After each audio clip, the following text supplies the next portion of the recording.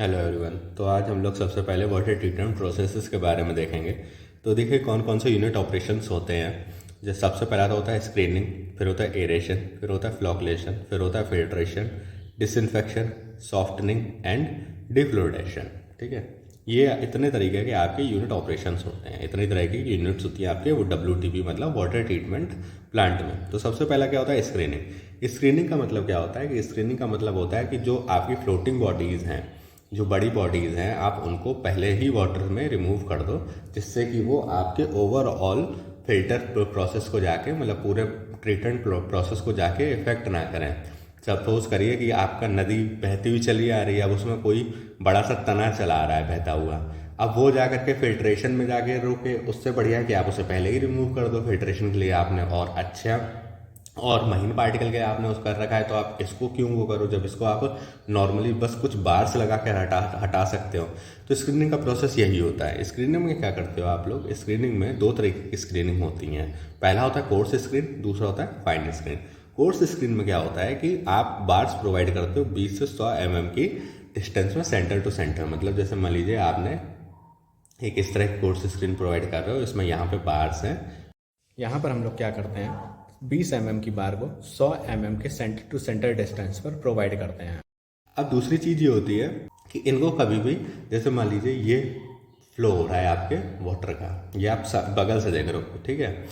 तो कभी भी आप अपनी स्क्रीन को इस तरह से प्रोवाइड नहीं करते हो, हमेशा आप अपनी स्क्रीन को कुछ इस तरह से प्रोवाइड करते हो, जिससे कि आपका क्या होता है, आपके स्क्रीन का जो एरिया है, जो वाटर के कांटेक्ट में आने वाला एरिया है, वो बढ़ जाता है। अब आप जानते हो कि एरिया बढ़ता है तो वेलोसिटी कम हो जाती है, तो थोड़ी वेलोसिटी कम हो जाती है। यहाँ पे क्या होता है, जो इसकी ये जो इंक्लिनेशन होता है वो इस तरह से सेट किया जाता है कि 3 से 6 वर्टिकल रहे और एक हॉरिजॉन्टल रहे। अब इसका यहाँ ये मतलब हुआ कि सपोज करिए आपने 3:1H का रेशियो लिया, ठीक। अब वहाँ पे इसका ये मतलब है कि आप अगर 1 मीटर की डिस्टेंस हॉरिजॉन्टल में ट्रेवल कर रहे हो तो आप सेम डिस्टेंस में 3 मीटर वर्टिकल चल जाओगे। फायर स्क्रीन कुछ इस तरह की होती है कि आप वायर मैश तैयार करते हो जिसकी ओपनिंग 10 से छोटी होती है। लेकिन फाइन स्क्रीन का क्या होता है कि ये इजीली क्लॉग्ड हो जाती हैं, जिससे हेड लॉस बढ़ जाता है। मतलब हेड लॉस बढ़ना मतलब जो प्रेशर आ रहा है पानी का भीतर चलने के लिए वो धीमा हो जाता है। तो जो आपके ओवरऑल वाटर ट्रीटमेंट प्लांट को के प्रोसेस को इफेक्ट करता है, इसीलिए हम लोग इसको अवॉइड करते हैं। और फिर इसको साफ़ करना भी थोड़ा सा मुश्किल होता है। इसको आसानी से, कोर्स स्क्रीन को आसानी से आप साफ़ कर सकते हो, फाइन स्क्रीन को आप आसानी से साफ़ नहीं कर सकते हो। ये एक स्क्रीनिंग का स्केच है, आप देख सकते हैं। यहाँ पे आपकी कोर्स स्क्रीन प्रोवाइड करी गई है, यहाँ पे आपका कोर्स स्क्रीन प्रोवाइड करी गई है, ये ए से बी तक। देखिए ए क्या है, यहाँ पे ए है आपका कोर्स स्क्रीन, ठीक है।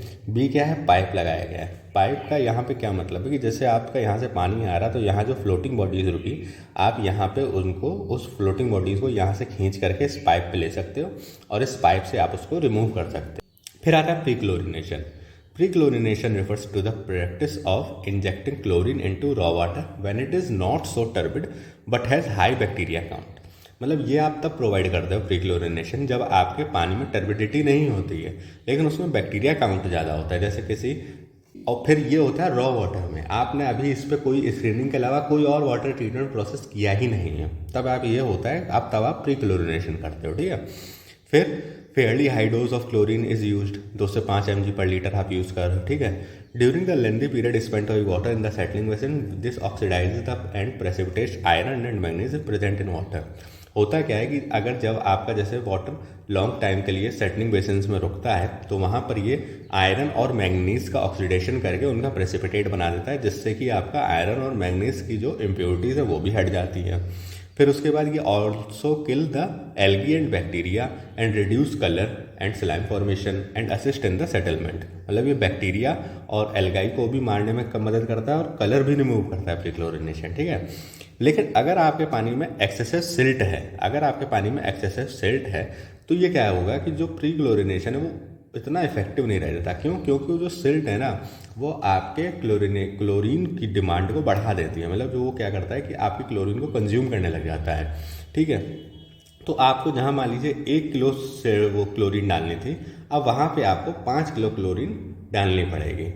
इसीलिए प्री क्लोरिनेशन कभी ऐसे पानी में नहीं किया जाता जिसकी टर्बिडिटी बहुत ज़्यादा होती है। प्री क्लोरिनेशन के लिए क्लियर वाटर जिसमें सस्पेंशन पार्टिकल ज़्यादा ना हो, सिल्ट ज़्यादा ना हो, लेकिन बैक्टीरिया काउंट ज़्यादा है, वहाँ पे किया जाता है। ठीक है। यहाँ देखिए ये भी लिखा हुआ है, clear ground water with the high ammonia content it is effective. अगर आपके पानी में हाई अमोनिया कंटेंट है तो भी ये इफेक्टिव होगा। ठीक है, ग्राउंड वाटर है तो ग्राउंड वाटर तो ऑब्वियस सी बात है, ज़्यादा टर्बिड नहीं होता है, तो आप इसको वहाँ पे अप्लाई कर सकते हो। नेक्स्ट देखिए क्या है, नेक्स्ट है एयरेशन। एयरेशन होता है कि आप पानी को हवा के कांटेक्ट में लाते हो। ठीक है, it is use to remove undesirable gases dissolve in the water like CO2 and H2S। CO2 और H2S जैसी गैसेज जो मिली हुई हैं आपके पानी में, उनको रिमूव करने के लिए आप एयरेशन करते हो। It is also use to add oxygen for the oxidation of undesirable substances like oils, decomposing product of algae ETC। मतलब जो ऑयल है आपके पानी में या डिकम्पोजिंग प्रोडक्ट है एल्गाई का, ऑर्गेनिक मैटर है, उसके भी ऑक्सीडेशन के लिए आप ऑक्सीजन को ऐड करते हो जिससे कि उसका ऑक्सीडेशन हो सके। ठीक है, it is more often for the ground water as surface water is already in contact with the atmosphere. Ground water के लिए एयरेशन ज़्यादा किया जाता है, सरफेस वाटर तो आपका एटमोसफियर के कॉन्टैक्ट में मोस्टली रहता ही है। ठीक है, it also remove volatile liquids like phenol and humic acid but rate is very slow. Phenols और ह्यूमिक एसिड को भी रिमूव करता है पर इसका रेट बहुत स्लो है। ये इतना इंपॉर्टेंट पॉइंट नहीं है, ऊपर के जो पॉइंट है वो आप जरूर ध्यान रखिएगा। फिर ये वाला पॉइंट ध्यान रखिएगा, इसमें क्या कह रहा है कि it removes iron and manganese. It removes iron and manganese. Aeration आपका आयरन और मैग्नीज को रिमूव करता है। आयरन और मैग्नीज जो है वो आपके पानी में Fe2+ और Mn2+ के फॉर्म में डिजॉल्व रहते हैं। ठीक है, तो होता क्या है कि जब आप इनको ऑक्सीजन के कांटेक्ट में लेकर के आते हो तो ये FeOH का होल थ्राइस और MnO2 के प्रेसिपिटेट्स बना करके पानी से रिमूव हो जाते हैं। ठीक है, अभी ये लिखा हुआ है फेरिक हाइड्रोक्साइड और मैग्नीज ऑक्साइड का प्रेसिपिटेट्स बन गया और ये रिमूव हो गए। लेकिन this process increase the acidity of the water. आपको अगर ये इक्वेशन ध्यान ना रहे तो कोई बात नहीं, आपको ये पॉइंट रहे तो बहुत अच्छी बात है। इस इक्वेशन का इतना कोई मतलब नहीं है, बस आप ये पॉइंट जरूर ध्यान रखिएगा और ये पॉइंट ध्यान रखिएगा। इसमें जो आपको याद करने के लायक था वो ये याद रख लीजिए, ये याद रख लीजिए, उसके बाद ये याद रख लीजिए, फिर ये भी याद रख लीजिए, फिर ये याद रख लीजिए, ये छोड़ दीजिए और ये याद रख लीजिए। Increases the acidity of water. इतना एयरेशन में आपका इंपॉर्टेंट। फिर देखिए आप कितने तरीक़ों से एरेशन को करते हो। सबसे पहला तो होता है स्प्रे नोजल। ये क्या करता है, 90% CO2 को रिमूव कर देता है और 99% H2S को रिमूव करता है। इसमें क्या करते हो, आप एक टैंक में पानी का फव्वारा चला देते हो। तो फव्वारे से क्या होता है कि आपका जो पानी है वो बहुत छोटी छोटी बूंदों में टूट जाता है। छोटी छोटी बूंदों में टूट गया तो अब क्या हुआ, मतलब उसका सरफेस एरिया बढ़ गया। सरफेस एरिया बढ़ गया मतलब वो पूरा का पूरा जो पानी था वो वाटर के कॉन्टैक्ट, एयर के कॉन्टैक्ट में आ गया। तो इससे क्या हुआ, उसमें ऑक्सीजन की मात्रा बढ़ गई, मतलब एरेशन हो गया उसका। तो ये होता है स्प्रे नोजल वाला। आप अपना कुछ नहीं, इसमें बस एक बेसिक सा चित्र बना सकते हो। आप इस तरह से ये लाइन लिख दीजिए और उसमें बेसिक सा एक चित्र बना दीजिए, एक टैंक बना दीजिए ऐसा, एक पाइप लेके आइए, यहाँ पे ये बना हुआ है फव्वारा। ठीक है, ये फव्वारा बना दीजिए और ये आपका फव्वारा बन गया। इस तरह से आप इसको बना सकते हो। यहाँ पे पानी दिखा दीजिए पहले से थोड़ा सा। ठीक है, ये हो गया आपका स्प्रे नोजल और इसका ये फंक्शन लिख दीजिए कि ये 90% CO2 एंड 99% H2S को रिमूव करता है। ठीक, इसके बाद कैस्केड एरेटर। कैस्केड एरेटर क्या होता है, ये 20 से 45% CO2 रिमूव करता है और 35 से 35% H2S रिमूव करता है। ये क्या होता है कि आप क्या करते हो, सीढ़ियाँ बनाते हो। आप क्या करते हो, ऐसे सीढ़ियाँ बनाते हो और इस पे वाटर को फ्लो करते हो। वाटर फ्लो हो रहा है तो यहाँ पे सीढ़ियों की उससे क्या होता है कि जो धीमे से मतलब पतली सी लेयर बनाते हुए वाटर फ्लो करता है।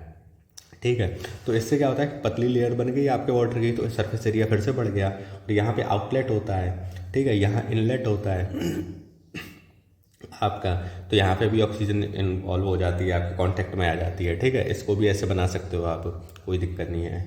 ठीक है, फिर उसके बाद आता है ये देखिए, ये एक एक्चुअल फिगर है आपका किस तरह का cascade aerator water treatment plants में होता है। ठीक है, फिर उसके बाद डिफ्यूज्ड एरेटर होता है। ये आपने एक्वेरियम्स में देखा होगा, जो किसी के घर में एक्वेरियम होगा तो उन्होंने ज़रूर देखा होगा कि यहाँ पे ये बबल्स आपके पानी में वो लगातार चलते रहते हैं। कंप्रेस्ड एयर आप इधर से प्रोवाइड करते रहते हो और लगातार ऑक्सीजन इसमें वो कॉन्टैक्ट में आती रहती है और आपका पानी यहाँ पे क्या होता है, साफ होता रहता है। Water absorbs oxygen from the compressed air and colour और Dyur and test are removed.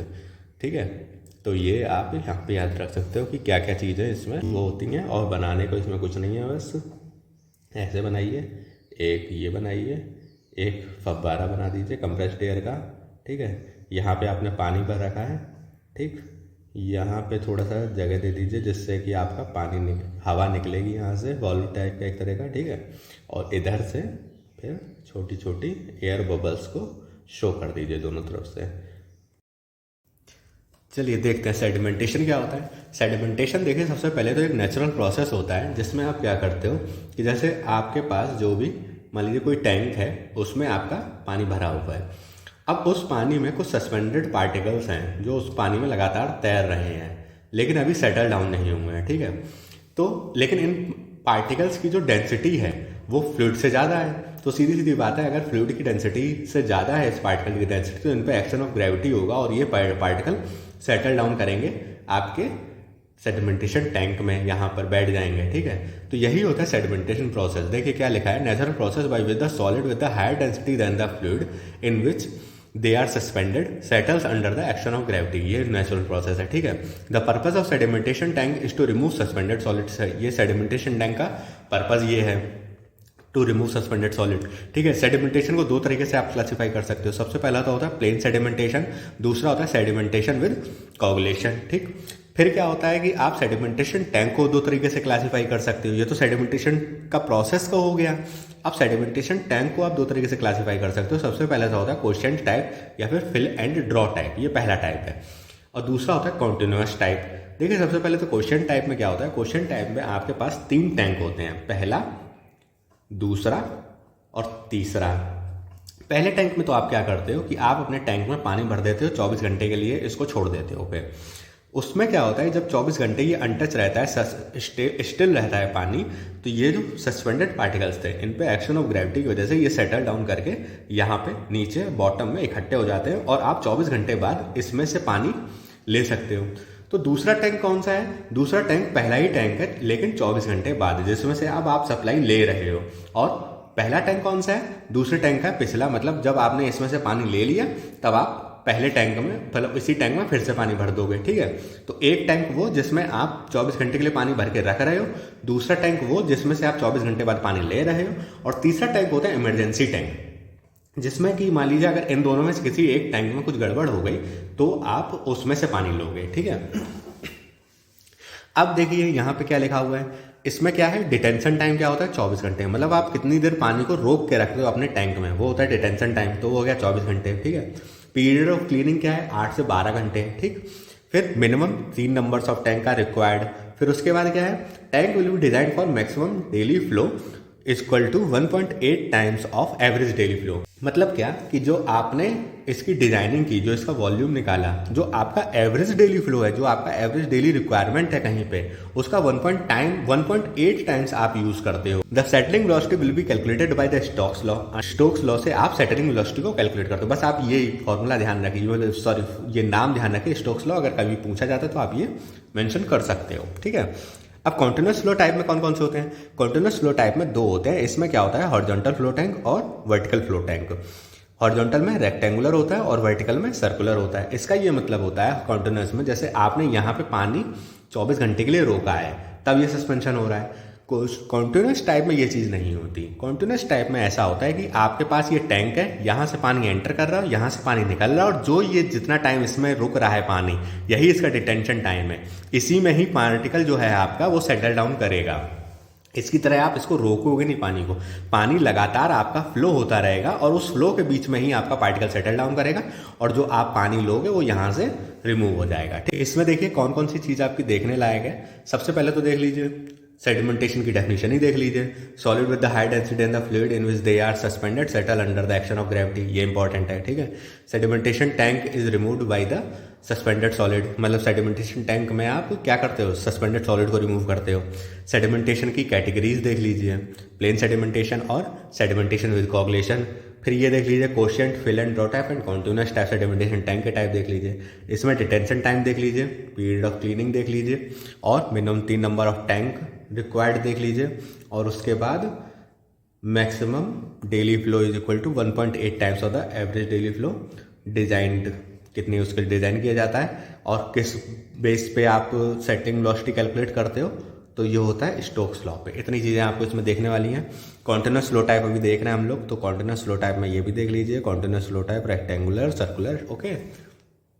ये देखिए, ये है रेक्टेंगुलर सेटलिंग टैंक। इसमें क्या है, इसमें आपका जो पानी है वो इधर से एंटर कर रहा है और इधर से निकल रहा है।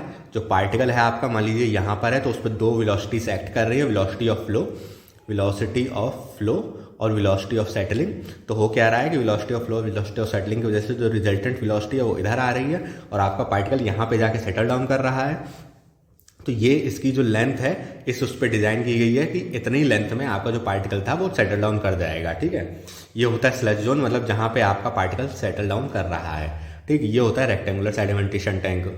फिर आती है बात circular sedimentation tank. Circular sedimentation tank देखिए क्या होता है। रेक्टेंगुलर सेडिमेंटेशन टैंक तो कुछ इस तरह से था, क्रॉस सेक्शन व्यू, और टॉप व्यू उसका इस तरह से दिखेगा आपको। सर्कुलर सेडिमेंटेशन टैंक का देखिए क्या है, ऊपर जहाँ पे उसमें पानी कहाँ से आ रहा था, sedimentation tank, rectangular sedimentation tank में पानी इधर से आ रहा था और इधर से निकल रहा था। सर्कुलर में नहीं वैसा होता। सर्कुलर में क्या होता है, सर्कुलर में जो पानी है वो यहाँ से आता है और यहाँ से आप उसको कलेक्ट करते हो, ठीक है। तो होता क्या है कि जब पानी सेंटर से जितना दूर चलता चला जाएगा उतने ही उसमें जो सस्पेंडेड पार्टिकल्स थे उन सेटल होते चले जाएंगे। ये एक पैराबोलिक पाथ बना के यहाँ पे आपके कहाँ पे सेटल डाउन हो जाएंगे। तो ये होता है आपका सर्कुलर सेडिमेंटेशन टैंक में, ठीक है। फिर उसके बाद और इसमें ऐसा कुछ नहीं है, देखिए लिखा भी हुआ है, देख लेते हैं क्या लिखा हुआ है। Circular tank, in circular tank horizontal flow velocity of water is continuously decreasing as the distance from the centre increases. सीधी जैसी बात अभी मैंने बताई कि सेंटर से दूरी जैसे जैसे बढ़ेगी वैसे वैसे उसकी सेटलिंग उसकी होती चली जाएगी, ठीक है। Hence particle path will be parabolic and opposite to straight line path in the horizontal flow tank. इसमें क्या था, हॉरिजॉन्टल फ्लो टैंक में ऐसे सेटल डाउन कर रहा था, इसमें क्या है कुछ इस तरह से सेटल डाउन कर रहा है, तो ये पैराबोलिक होता है। बस इतना आपको ध्यान रखना है, इसमें कुछ नहीं है ऐसा आपको बहुत वैसी मैंने साइंस नहीं बता दी। ये हो गया, ये याद रख लीजिएगा, ये फिगर बना दीजिएगा।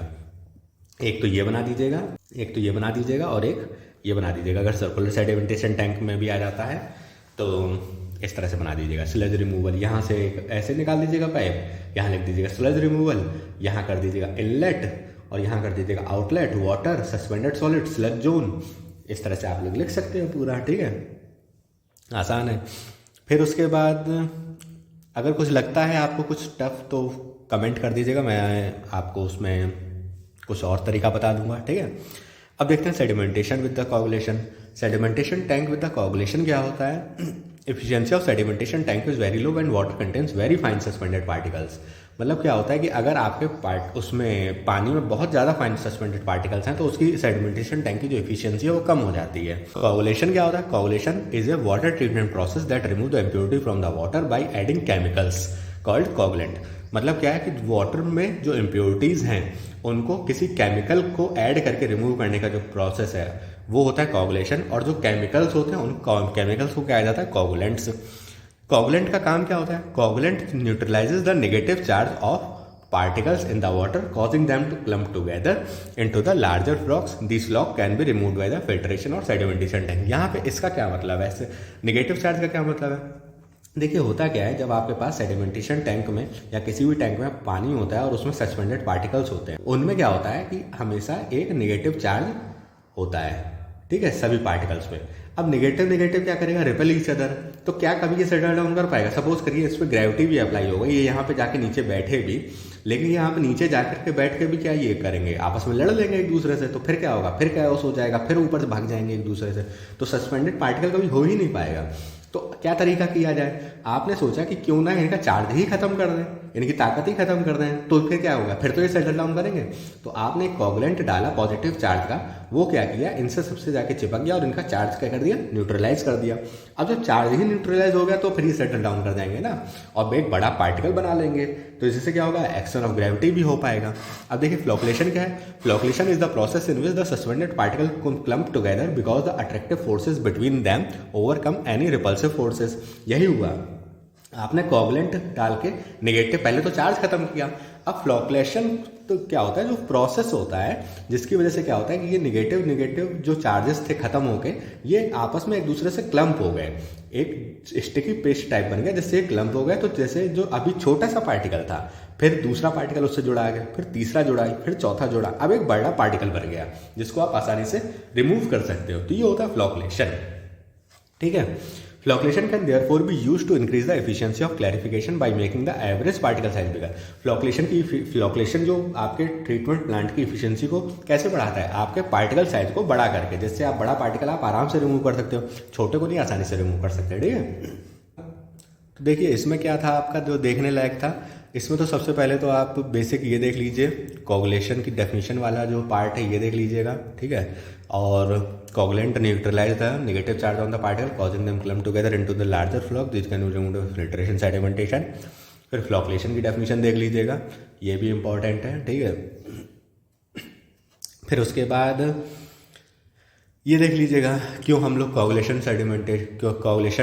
को यूज़ करते हैं, क्यों नहीं हम सिर्फ सेडिमेंटेशन की उससे वो कर सकते हैं। ठीक है, इतना आपका यहाँ पे इस पार्ट में इंपॉर्टेंट था। ये देखिए ये कहाँ पे, यहाँ पे क्या किया गया है, इस फिगर में समझाया गया है कि आप किस तरह से मतलब कोगुलेशन और फ्लोक्लेशन का वर्क करता है। देखिए सबसे पहले क्या था, नेगेटिव चार्ज था, सभी पार्टिकल एक दूसरे से बहुत दूर दूर भाग रहे थे, आपने कोगुलेंट डाला तो कोगुलेंट ने क्या किया, सब पे चिपक गया जाके और नेगेटिव चार्ज को न्यूट्रल चार्ज कर दिया। ठीक है, फिर उसके बाद क्या हुआ, उसके बाद जितने भी फ्लोक्लेंट की वजह से बड़े बड़े पार्टिकल हो गए, सभी एक दूसरे से चिपक गए जाके, और जो भी पार्टिकल्स थे वो सब सेटल डाउन कर गए। तो क्या किया, कोगुलेंट ऐड किया, चार्ज न्यूट्रलाइज किया, फ्लॉक फॉर्म हुआ, सेटल किया, रिमूव कर दिया, बस इतना था आपका कोगुलेशन विद फ्लोक्लेशन का work.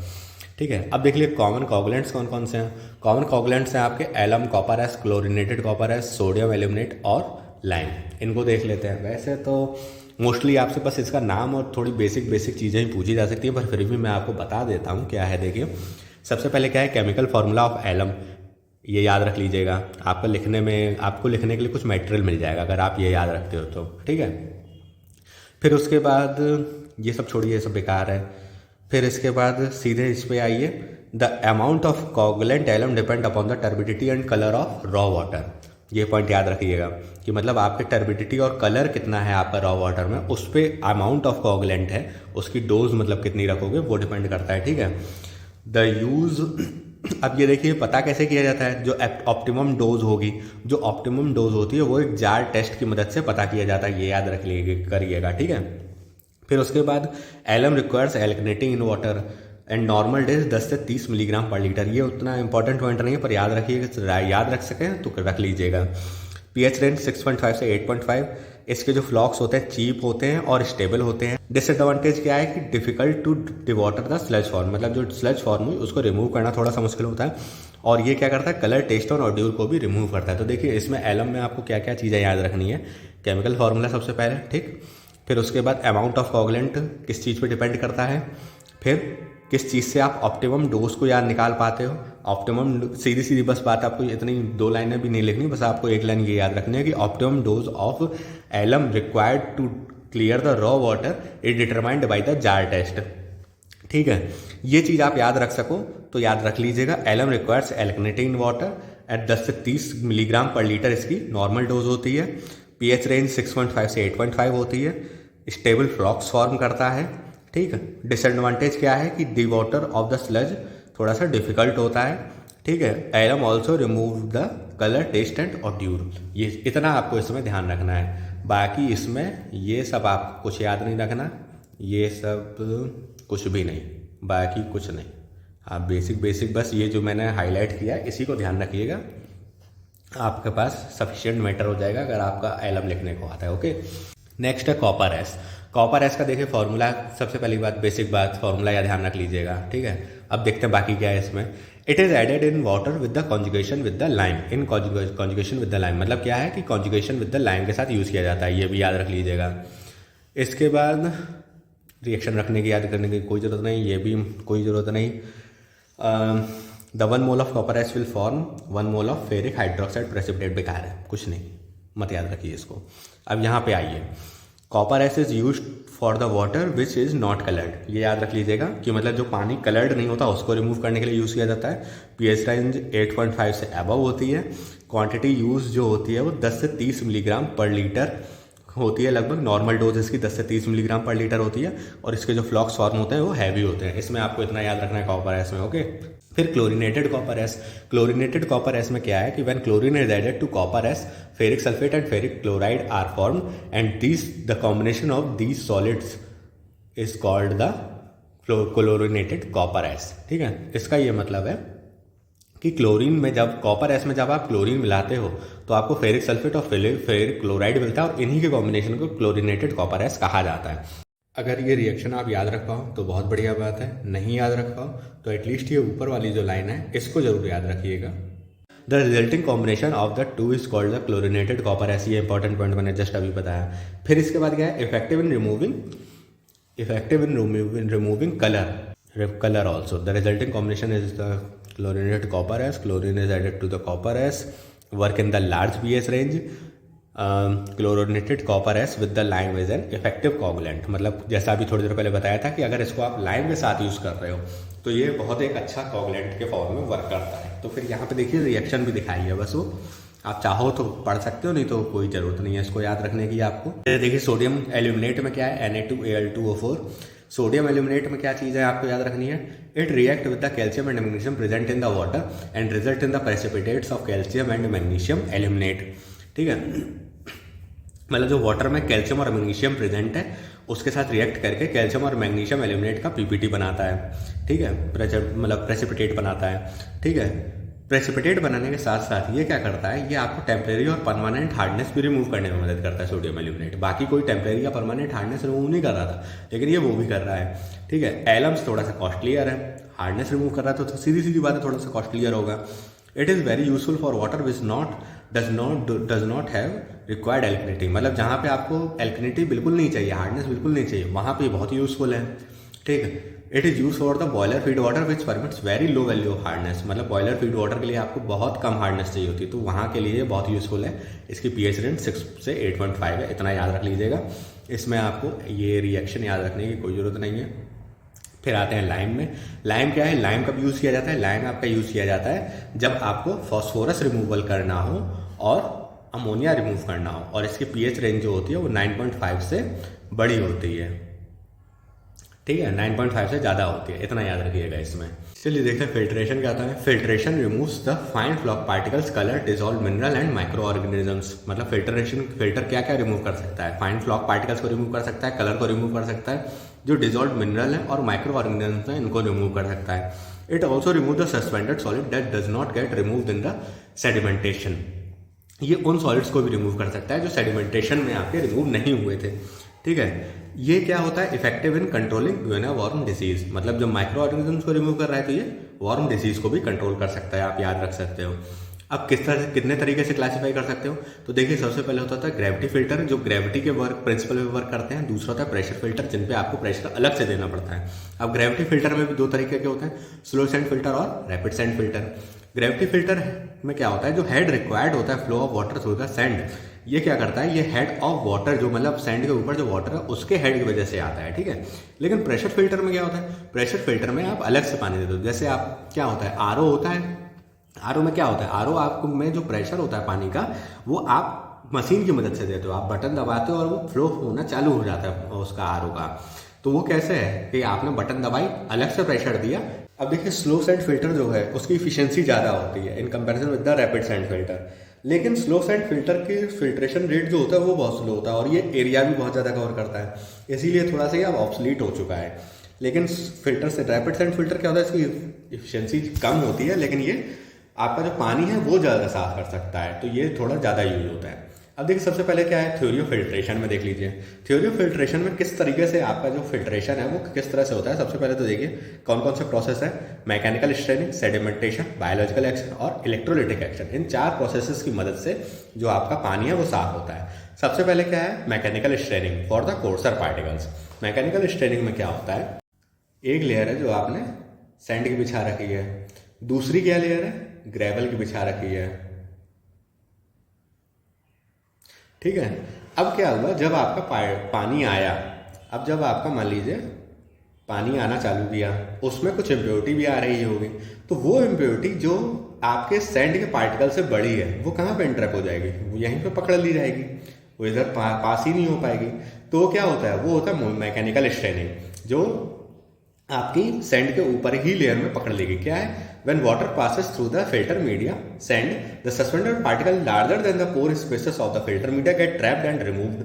The trapped particle form a mat on the filter media and help in straining more impurity. अब इसने क्या किया, इसने भी एक लेयर बना दी। तो अब ये क्या कर रही है, ये भी एक तरह से इम्प्योरिटी को साफ करने में मदद कर रही है। सैंड तो कर रही थी, लेकिन इसने भी जब एक लेयर बना दी तो यहाँ पे भी कुछ ना कुछ मटेरियल ये भी पकड़ने लग जाएगी। तो ये भी एक तरह से एक होता है मैकेनिकल स्ट्रेनिंग का फायदा। ठीक है, फिर होता है सेडिमेंटेशन। सेडिमेंटेशन में क्या होता है, ये फाइन पार्टिकल के लिए होता है, जिसमें आपका क्या होता है कि सैंड के जो बीच में पोर स्पेसेस थे उससे भी जो माइन पार्टिकल्स थे उनसे जो आपका पार्टिकल पास कर गया ये वहाँ पे पकड़ी जाती है। जैसे क्या होता है कि देखिए, होता क्या है, जो सैंड होती है आपकी वो सर्कुलर शेप में उसके पार्टिकल्स होते हैं।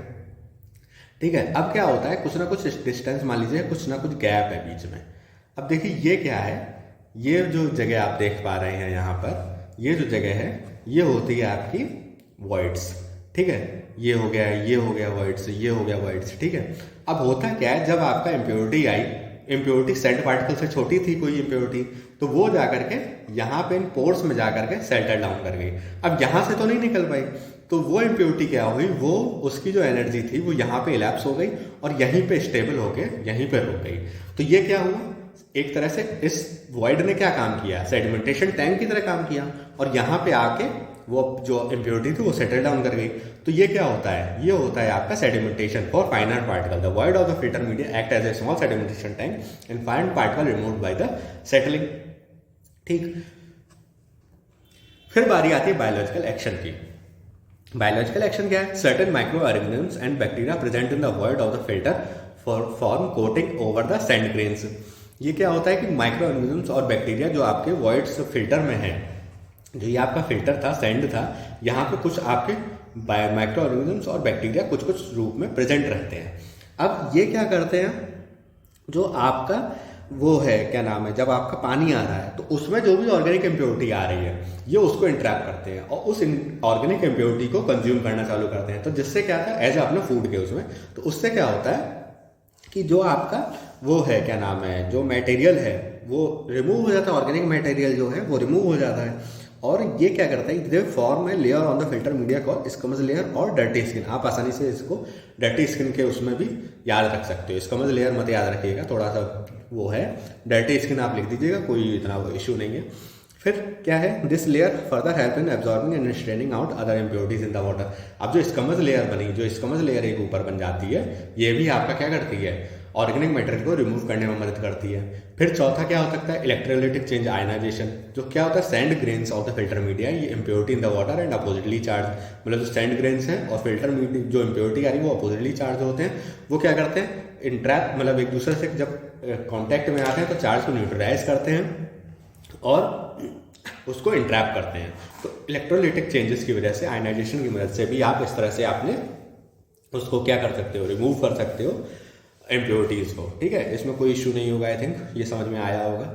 फिर देखते हैं स्लो सैंड फिल्टर क्या होता है। ठीक है, स्लो सैंड फिल्टर के बारे में देखते हैं। The efficiency of slow sand filter is high and they can remove larger percentage of the suspended impurities and bacteria. The efficiency of bacteria removal is 98 to 99%। Slow sand filter की क्या होती है, efficiency बहुत अच्छी है, suspended impurity और bacteria को remove करने में बहुत अच्छा है। 98 से 99% तक ये बैक्टीरिया को रिमूव कर सकता है। फिर क्या है, these filter also remove odour and tasted caused by the organic impurity algae and plankton. They are less efficient in removing colour and remove turbidity up to only 50 milligram per litre. ये क्या है कि ये ऑड्यूर और test को remove करने में तो बहुत अच्छा है, ठीक है, लेकिन ये कलर रिमूव करने में थोड़ा सा लेस इफिशियंट है और 50 मिलीग्राम पर लीटर तक की टर्बिडिटी वाले वाटर को ही ये साफ करता है। ज़्यादा अगर हुई तो क्लॉग हो जाएगा। ठीक है, they are not suitable for the sedimentation water with the high turbidity. जैसा अभी यहाँ बताया कि अगर आपके पानी में बहुत ज़्यादा टर्बिडिटी है तो आप इसको यूज़ मत करिए, स्लो सैंड फिल्टर को यूज़ मत करिए। रेट ऑफ फिल्ट्रेशन क्या है, इसका कम है, जैसा स्लो सैंड फिल्टर नाम है वैसा इसका काम है कि 100 से 200 लीटर पर आवर ही बस ये कर पाता है। ठीक है। They also require large area of land and costly to install, जो क्या है इसको और एक ऑब्सोल्यूट वो बना देता है कि ये क्या है कि कॉस्टली टू इंस्टॉल और लार्ज एरिया भी कवर करता है, और इसीलिए ये आजकल यूज़ भी कम होने लगा है। ठीक है। The water entering the slow sand filter should not be treated by the coagulant because it may affect the formation of dirty skin और schmutz layer and the functioning of the filter. अब यहाँ पे क्या मतलब है कि जो आपका पानी आ रहा है स्लो सैंड फिल्टर में वो कोगुलेंट से ट्रीटेड नहीं होना चाहिए, क्योंकि होगा क्या कि जो उसमें कोगुलेंट्स के जो केमिकल्स प्रेजेंट हैं वो यहाँ पे जो स्कमस लेयर है उसको इफेक्ट कर सकते हैं, जो overall functioning of the slow sand filter है उसको इफेक्ट कर सकते हैं, क्योंकि जो मेन जो इसका वर्किंग वो है ना प्रिंसिपल वो स्कमस लेयर पे ही होता है स्लो सैंड फिल्टर का, इसीलिए इसकी बैक्टीरिया रिमूवल एफिशिएंसी इतनी हाई होती है। ओके, तो इसमें आई थिंक आपको समझ में आया होगा। ये पॉइंट इंपॉर्टेंट है, देख लीजिएगा, ये पॉइंट इंपॉर्टेंट है, देख लीजिएगा, एफिशिएंसी वाला। ठीक है। Filter can remove also odour and taste cause by the organic impurity और less efficient in removing odour and colour, not suitable for sedimentation with high turbidity. सब कुछ ही इंपॉर्टेंट है, आप याद रख सकते हैं, जितना ज़्यादा उतना अच्छी बात है, आपके पास मटेरियल रहेगा। अब यहाँ पे देखिए ये स्केच बनाना है, बेसिक सा स्केच बनाना है आपको। इधर एक इनलेट चैम्बर कर दीजिएगा, एक टैंक तो रहता ही है, जैसा कि आपका वो क्या नाम है, जब आप पानी लेके आते हो कहीं से उसमें तो आप एक इनलेट चैम्बर बनाइए। इनलेट चैम्बर में पानी कहाँ से आ रहा है, एक पाइप से आ रहा है, आपने पानी बनाया, अब यहाँ तो भर जाएगा, फिर यहाँ पे ऊपर की तरफ बनाइए आपका इनलेट उसके फिल्टर के लिए, इधर बनाइए आप फिल्टर को। फिल्टर में कैसे बनाएंगे आप, सबसे पहले तो पानी कितना, पानी 90 सेंटीमीटर का हेड आपको चाहिए। देखिए पानी में जो 90 सेंटीमीटर का हेड है वो आपको चाहिए। ठीक है। फिर सैंड की जो डेप्थ है, जो सैंड की लेयर है उसको 90 सेंटीमीटर की डेप्थ का दिखाइए। उसके बाद जो कोर्सर मटेरियल्स हैं, ग्रेवल्स हैं, उसको बनाइए। और इसको थोड़ा सा बनाते वक्त ये ध्यान रखिएगा, अगर ध्यान रख पाए तो जो ऊपर की तरफ कोर्स ग्रेवल्स बनाएंगे आप उनको थोड़ा सा छोटा बनाइएगा, और जो नीचे की तरफ ग्रेवल्स बनाएंगे उनको थोड़ा बड़ा बनाते जाइएगा। और नीचे क्या करिएगा, नीचे इस तरह से ड्रेनेज दे दीजिएगा, क्योंकि जो आप पानी यहाँ से ला रहे हो वो निकालोगे कहाँ से, तो वो ड्रेनेज से निकलेगा। एक नीचे क्या कर दीजिएगा, यहाँ से कनेक्ट करके आप इस तरह मेन पाइपलाइन दे दीजिएगा कि यहाँ से आप क्या करोगे, पानी को निकालोगे। ठीक है।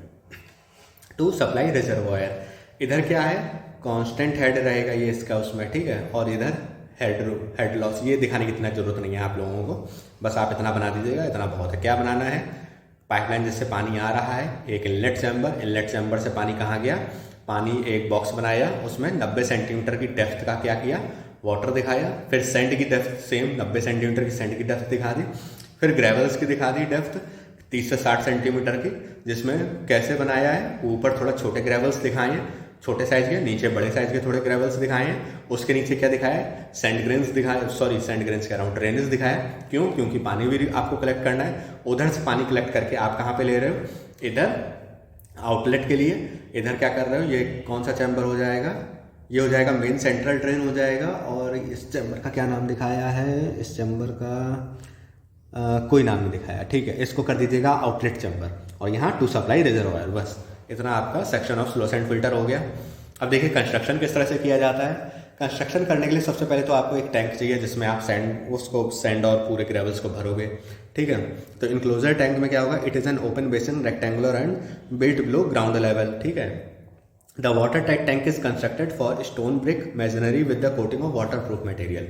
मतलब कैसे बनाओगे, वाटर टाइट बनाओगे जिससे पानी आपका रिमूव बह ना जाए इधर उधर। और किससे बनाओगे, वाटर प्रूफ मटेरियल्स की वजह से बनाओगे। कैसा बनाओगे, रेक्टेंगुलर बनाओगे कहाँ पे, ग्राउंड लेवल से नीचे बनाओगे। फिल्टर मीडिया में क्या यूज़ करोगे, फिल्टर मीडिया में सैंड लेयर यूज़ करोगे 90 से 110 सेंटीमीटर थिक, जैसा अभी मैंने थोड़ी देर पहले बताया था 90 सेंटीमीटर की आप बनाइए। Sand is placed in the layer of 15 centimetre with फाइनर sand on the top layer and courser sand below the. यहाँ पर ये 15 सेंटीमीटर वाला पॉइंट मत ध्यान रखिएगा, बस ये ध्यान रखिए कि fine sand on the top layer and courser sand and the blow layer, बस इतना ध्यान रखिएगा। और यही आपका ग्रेवल में भी रहेगा, ये इस पॉइंट को ध्यान रखिएगा। फिर बेस मटेरियल में क्या यूज़ करोगे, बेस मटेरियल में आप करोगे ग्रेवल, जो क्या करेगा, जिसका मेन फंक्शन क्या होगा, जो इस सैंड का बेस आपने बनाया इसको सपोर्ट करेगा। ये 30 से 75 सेंटीमीटर थिक लेयर होगी इसकी, और एक जो लेयर होगी उसमें 15 से 4 लेयर में इसको बिछाओगे, 15 से 20 सेंटीमीटर की डेप्थ का बिछाओगे। ओके। और सेम वही चीज़, coarser gravel at the bottom layer and finer gravel at the top most layer. जैसे सैंड को बिछा रहे थे सेम उसी तरह से आप इसको बिछाओगे। आई होप कोई कन्फ्यूज़न नहीं होना चाहिए। अगर फिर भी कोई कन्फ्यूज़न है तो प्लीज़ कमेंट करिएगा, बताइएगा, मैं आपको कन्फ्यूज़न दूर करने की कोशिश करूँगा। ओके। फिर क्या होता है under drainage system. Under drainage system क्या होता है कि जो आपने पानी ऊपर छान तो लिया, पानी छान के नीचे से आ रहा है, नीचे आने के बाद क्या करोगे आप उसे कलेक्ट करोगे, कलेक्ट करके आप आउटलेट वेल में भेजोगे जहाँ से आप अपने सप्लाई करोगे, तो वो होता है अंडर ड्रेनेज सिस्टम, नीचे प्रोवाइड किया जाता है। ठीक है, तो क्या है filter media sand and base material are laid over the under drainage system. जैसा मैंने अभी बताया, जो फिल्टर मीडिया सैंड है और बेस मटेरियल है उसके नीचे आप क्या करते हो, अंडर ड्रेनेज सिस्टम बिछाते हो। जैसा कि नाम से ही उसके क्लियर है, it consist of the central drain and lateral drains. इसका ये मतलब है कि आप यहाँ पे एक मेन पाइपलाइन बिछाते हो और अगल बगल लेटरल पाइपलाइन बिछाते हो। ठीक है, उसके बाद क्या है, lateral are open jointed pipe placed 3 से 5 metre spacing on the bottom floor and sloping toward the central drain.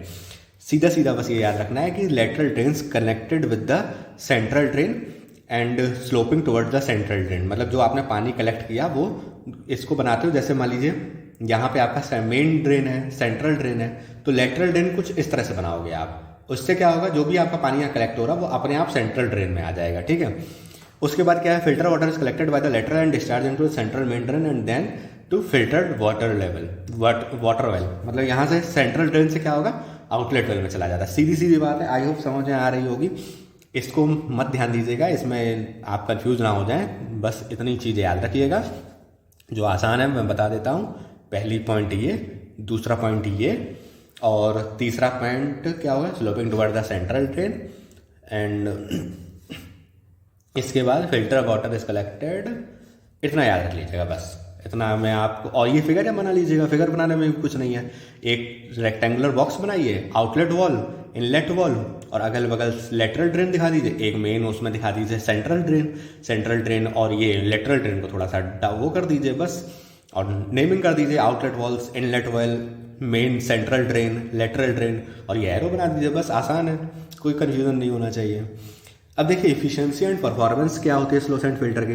देखिए रेट ऑफ फिल्ट्रेशन 100 से 200 litre per hour per metre square of filter area. ठीक है, इफिशिएंट है।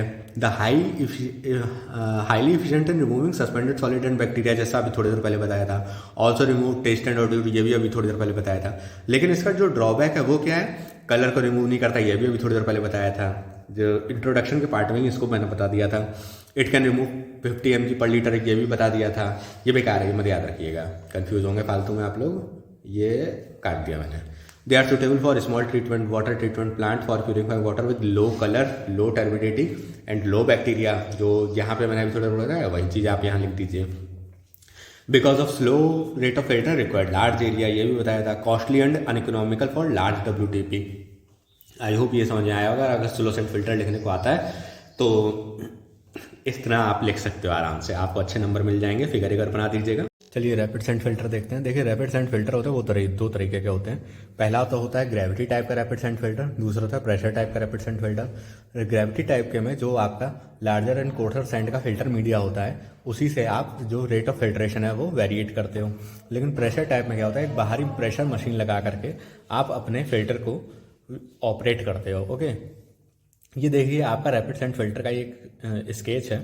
इसमें काफ़ी सारी चीज़ें दिख रही होंगी, तो मैं आपको समझाता हूँ। सबसे पहले तो देखिए यहाँ पर क्या है, ये एक इंक्लोजर टैंक है, सेम जैसे आपका वहाँ पे था स्लो सैंड फिल्टर में, कि मतलब आप फिल्टर मीडिया वगैरह सब बिछाने के लिए आप इसकी को तो यूज़ करोगे।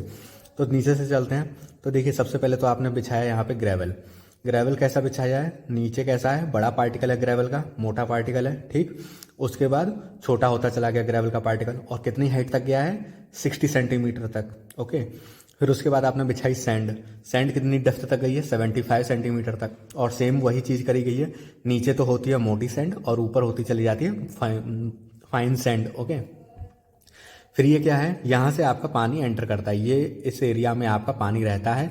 और यहाँ पे इस पानी का होने के लिए कितना आपको हेड चाहिए होता है, पानी का जो हेड चाहिए होता है, जब आपका पानी फिल्टर हो रहा होता है तब आपको जो हेड चाहिए होता है वो होता है 1.2 मीटर का। हेड का क्या मतलब है कि पानी अपना कितनी हाइट तक प्रेशर डालता है, उसमें कितनी पोटेंशियल एनर्जी स्टोर्ड है, ρGH।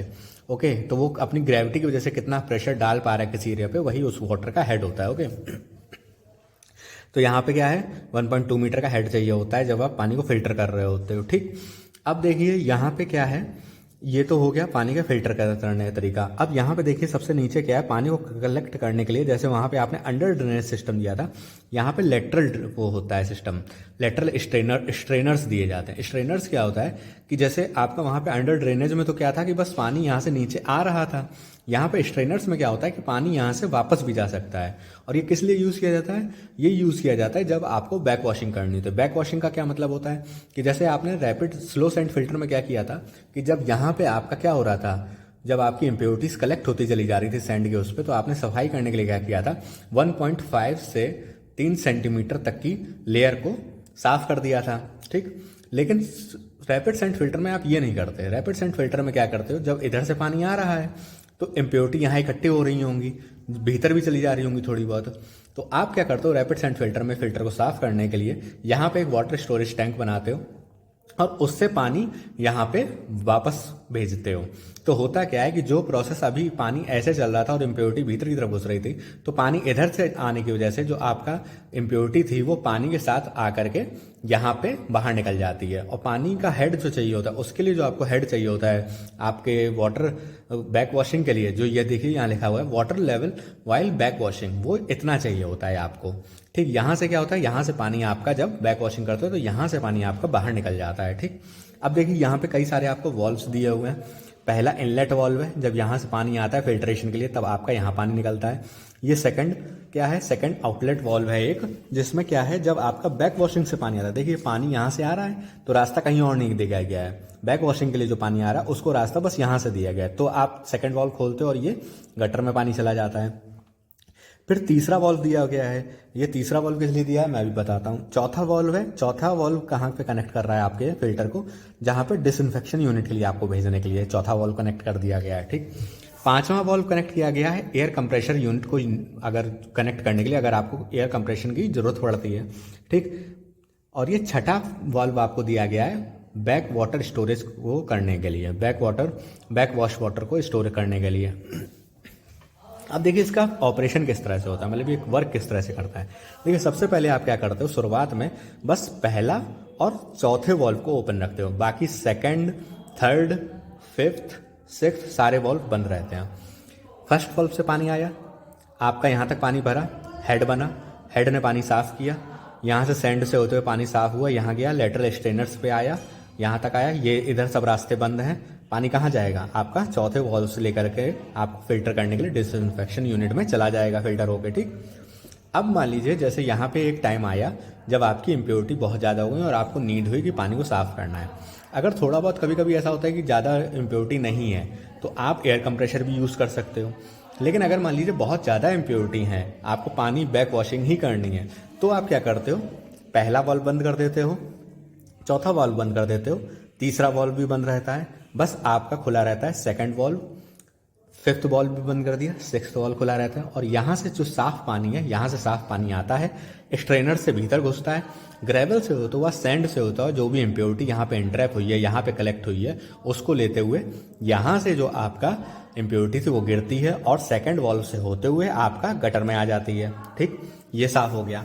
अब जब आपने बैक वॉशिंग कर दी, आपका पानी साफ हो गया, लेकिन ऐसा नहीं है कि आपने बस बैक वॉशिंग कर दी और आप दोबारा से उसको ऑपरेट करने लग जाओगे, दोबारा से चौथा वॉल्व खोल के डायरेक्ट पानी लेने लग जाओगे। नहीं, आप क्या करोगे, कुछ देर के लिए चौथा वॉल्व अभी भी बंद रहने दोगे, दूसरा वॉल्व बंद रखोगे, पांचवा छठा वॉल्व भी बंद रखोगे, अब खोलोगे पहला और तीसरा वॉल्व। उसमें क्या होगा, आपका पानी यहाँ से आएगा, साफ होगा और वो यहाँ से होते हुए इसमें से तीसरे में से निकल जाएगा।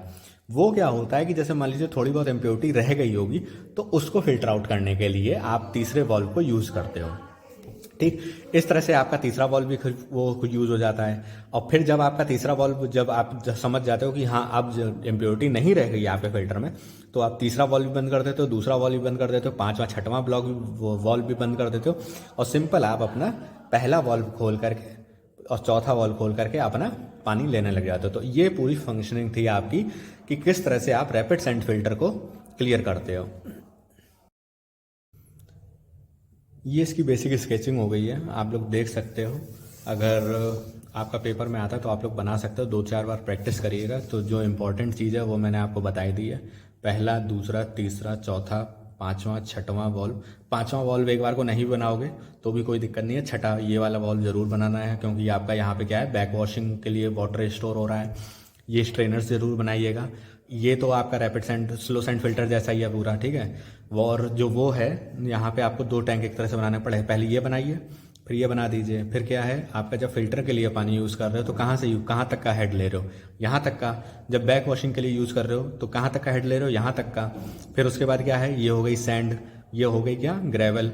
ज़रूरी नहीं कि आप एकदम एग्जैक्ट ये लिखो, नहीं भी लिखो तो भी कोई बात नहीं, चल जाएगा, लेकिन फिगर पूरा ज़रूर बनाइएगा, ठीक है। और यहाँ पे चौथे वॉल्व में दिखा दीजिएगा कि कहाँ से पानी, यहाँ से आपका डिसइंफेक्शन यूनिट में जा रहा है। तीसरे वॉल्व में कोई दिक्कत नहीं है, चौथे वॉल्व से पानी कहाँ जा रहा है, यहाँ पे लिख दीजिएगा वाटर टू गटर, ओके।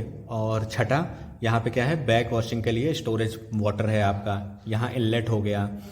इतनी मेन चीज़ें हैं, बाकी ये सब चीज़ ये बनाने की ज़रूरत नहीं है आपको, ये बनाने की ज़रूरत नहीं है, ठीक।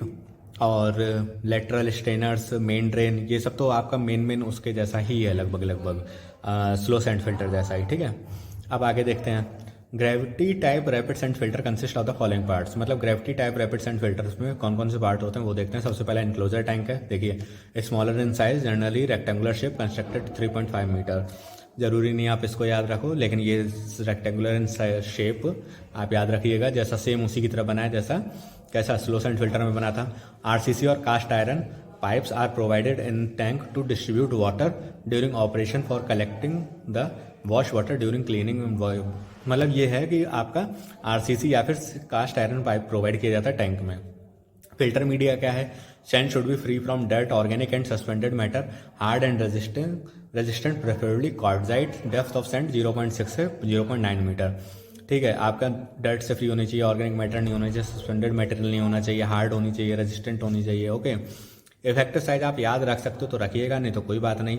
यूनिफॉर्म कोफिशिएंट भी आप याद रखिएगा तो कोई दिक्कत नहीं है, नहीं तो फिर due to increase effective size and decrease uniformity coefficient the void space is more which is increase the rate of filtration.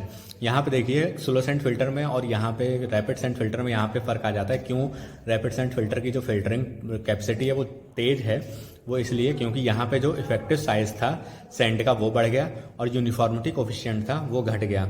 Effective size मतलब जो सैंड का साइज था वो बड़ा हो गया यहाँ पे रैपिड सेंड फिल्टर में, और यूनिफॉर्मिटी कोफिशिएंट मतलब जो जहाँ पे वो था कि स्लो सेंड फिल्टर में जहाँ पे लगभग सभी स्पेरिकल टाइप में थे, यहाँ पे क्या हो गया है, यहाँ पे कोई ऐसा है, कोई ऐसा है, कोई ऐसे है, कोई मतलब कोई बहुत शेप में नहीं है कुछ भी, ये होता है यूनिफॉर्मिटी कोफिशिएंट। तो शेप थोड़ा सा डिक्रीज हुआ है, तो वाइड स्पेसेस बढ़ गया उस वजह से, तो जो रेट ऑफ फिल्ट्रेशन था आपका वो बढ़ गया है यहाँ पे, ठीक है।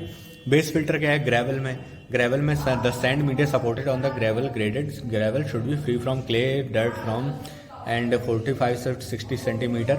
देखिए जो आप रैपिड सैंड फिल्टर में बेस मटेरियल आपने यूज़ किया था सेम उसी तरह को आप लिख सकते हो, बस यहाँ पे डेप्थ देख लीजिएगा, डेप्थ उसमें कितनी थी और यहाँ पे कितनी है, ओके, कोई दिक्कत नहीं है। बाकी अंडर ड्रेनेज सिस्टम में it serves two purpose, collected filter water and distribute wash water uniformly upward during cleaning और बैक वॉशिंग। देखिए वहाँ पे क्या था अंडर ड्रेनेज सिस्टम का, वहाँ पे बस क्या कर रहा था, फिल्टर वाटर को कलेक्ट कर रहा था, लेकिन यहाँ पे क्या कर रहा है, यहाँ पे जो बैक वॉशिंग के लिए जो वाटर है उसको भी डिस्ट्रीब्यूट कर रहा है प्रॉपर्ली, जिससे कि वो वापस जा सके बैक वॉशिंग करने के लिए। वहाँ पे ये सिस्टम नहीं था, वहाँ पे back washing slow sand filter में बैक वॉशिंग का सिस्टम नहीं था। यहाँ पे आपने अंडर ड्रेनेज सिस्टम को बैक वॉशिंग के लिए भी यूज़ किया है। यहाँ पे आप देख सकते हो, इसमें कोई ऐसा बहुत वो नहीं है, जाने दीजिए, बस ये फिगर वैसा ही वाला है, इसको बना दीजिएगा। वहाँ पे भी बैक वॉशिंग क्या है ये कि what is back washing in water treatment. Back washing in water treatment is the process of reversing the water flow through the filter to clean it. It's a vital part of water treatment and is done to ensure the filter media can be reused. Same वही चीज़ कि आपके filter media को साफ करने के लिए back washing की जाती है रैपिड सैंड फिल्टर में से। और कैसे काम करता है, water is pumped backward through the filter media. Process can involve the use of compressed air. Compressed air को भी यूज़ कर सकते हो आप, मतलब जैसे क्या है कि बैक वॉशिंग में आप पानी को भेज रहे हो, तो एक चीज़ और है कि आप पानी इधर से भेज रहे हो तो पानी उल्टा प्रेशर से तो नहीं जा पाएगा, तो आप कंप्रेस्ड एयर को भी यूज़ करते हो। कंप्रेस्ड एयर क्या करती है, आपके प्रेशर को बढ़ा देती है, तो यहाँ पे उस चीज़ को आप नोट कर सकते हो। Backwash flush out the debris और particle that accumulated in the filter. जो भी गंदगी इकट्ठी हुई है फिल्टर में उसको रिमूव कर देता है। Back wash also helps to resettle the filter media. तो होता क्या है कि यहाँ पे जैसे पूरा का पूरा मीडिया को ये जो भी सेंड था इसको सबको हवा में एक तरह से उड़ा देती है। ठीक है, फिर क्या होता है जब बैक वॉशिंग ख़त्म होती है तो फिर से ये दोबारा बैठता है, तो थोड़ा सा फ्रेश हो जाता है पूरा सब सिस्टम यहाँ पे। ठीक है, क्यों इम्पोर्टेंट है? प्रिवेंटिव मेंटेनेंस है ये, और essential for the quality of water coming out of the filter, मतलब जो वाटर की क्वालिटी है उसके लिए बहुत इसेंशियल है। Helps to extend the life of the filter, filter की लाइफ को एक्सटेंड करने के लिए बहुत ज़रूरी है। तो ये इतनी चीज़ हो गई यहाँ पे। और अगर आपको इस लेक्चर में कोई कन्फ्यूज़न रहा हो तो प्लीज़ आप कमेंट करके मुझसे पूछ सकते हैं। बाकी थैंक यू।